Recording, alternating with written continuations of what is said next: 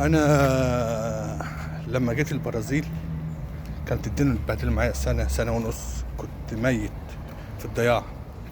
فانا كنت محتاج فلوس قوي قوي. فانا ابويا الله يرحمه بعت لي $1000. كان يوم وقفه العيد الصغير.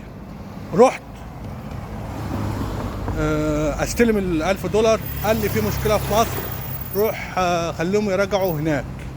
كان يوم وقفه بقى، يوم الوقفه دي في مصر عد لي 3-4 ايام اجازه، 3-4 ايام اجازه. اعمل ايه؟ معيش فلوس خالص. قمت رايح الجامع. يقول لك الجوامع هنا بتساعد وبتاع. انا ما كنتش عاوز مساعده، انا كنت عاوز حد يسلفني لحد ما الفلوس بتاعتي تيجي. فانا رحت للشيخ مصري، خدته على جنب كده، قلت له يا شيخ بعد اذنك انا عاوز 50 ريال، 50 ريال بس، يعني 50 ريال امشي اليومين دول بس كده لحد ما الفلوس تيجي. لقيته امن نادي الواحد لبناني، بيقول له يا فلان تعالى تصدق على الراجل ده ب50 ريال، تصدق على الراجل ده ب50 ريال. شفت اكنك قتلتني مرتين، قتلتني والله العظيم، قتلتني، يعني وجعت لي قلبي قوي. تصدق دي المهم خدت ال50 ريال من الراجل ومشيت. بعد ما اجازة العيد خلصت $1000 جالي، قمت فكه، قمت واخده الريالات، يعني بيسلموني انا الريالات، قمت واخده رايح الجامع عند الشيخ. قلت له يا شيخ 50 ريال بتاعتك ايه؟ قال لي الراجل تصدق عليك بيها.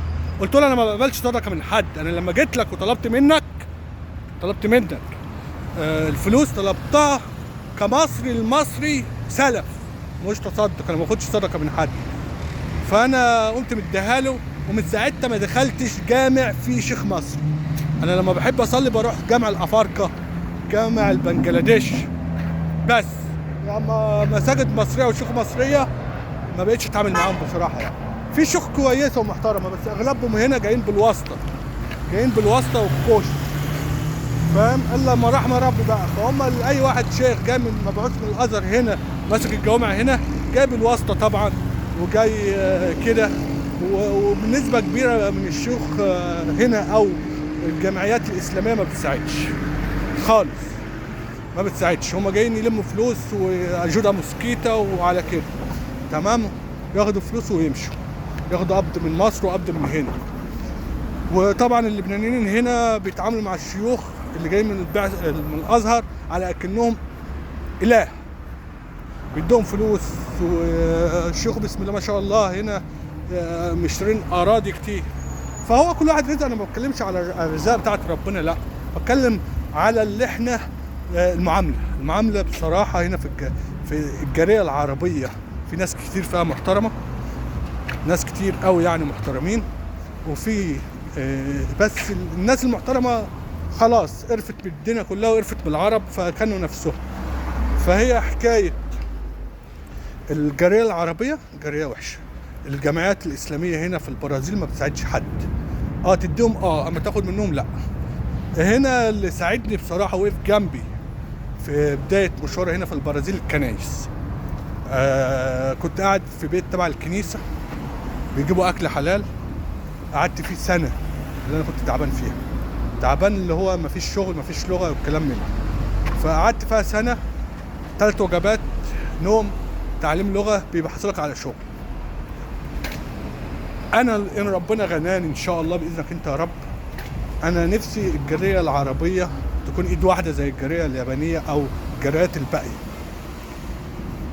أمنية حياتي نكون ايد واحده، نساعد بعض في الشغل، مش مساعده ماديه، لا، انا اللي بتكلم على فيه مساعده معنويه.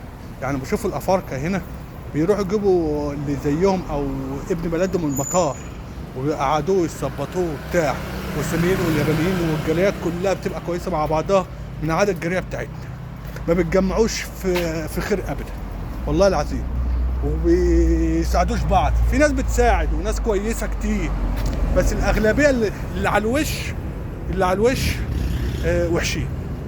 الناس الكويسه كلها كانت نفسها ما بقتش عاوزه تتعامل مع اي واحد عربي، والله بكلمكم جد. فهو لحظه الشيخ لما بيقول لي تصدق ديت، ينادي على واحد يقول له تصدق على الراجل ده ب 50 ريال. انا حزنت حزن الدنيا ومأثره فيا الموضوع ده بقى له 4 سنين اهوت ولا 5، مأثر فيا اكنه امبارح، واجعني قوي. ف ربنا يجمع شملنا، تبقى الجالية العربية جالية قوية في جميع أنحاء العالم، وكل واحد يشوف رزقه، وما فيش حد يبص في رزق حد، عشان ما فيش حد ياخد أكتر من رزقه. تطلع تنزل هو رزقك هتاخده. فهمتوا؟